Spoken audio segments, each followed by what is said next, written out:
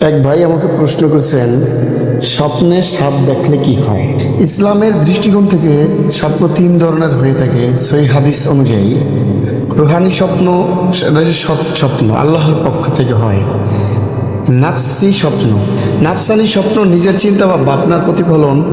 ও শয়তানি স্বপ্ন, শয়তান ভয় দেখানোর জন্য দেখায়। ইবনে সিরিন রহমাতুল্লাহ আলাইহি তিনি তার স্বপ্নের ব্যাখ্যার একজন প্রসিদ্ধ লোক ছিলেন।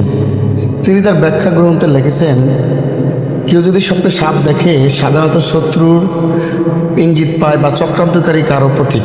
যদি কেউ স্বপ্নে সাপকে হত্যা করতে দেখে, তার শত্রুর উপর বিজয়ের ইঙ্গিত। সাপ যদি কামড়ায় তাহলে ক্ষতি বা বিপদের সম্ভাবনা। সাপ যদি ঘরে বা বিছানায় দেখা যায়, পরিবারের ভেতরে কোনো সমস্যা বা শত্রুর ইঙ্গিত। আর যদি আমরা আর একটু সহজ করে বলতে চাই, তাহলে এভাবে বলা যায়, সাপকে হত্যা।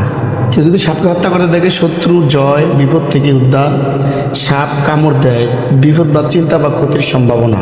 সাপ পিছনে পড়ে, আজান বা বিপদ গোপন শত্রু, অজানা বিপদ বা গোপন শত্রু।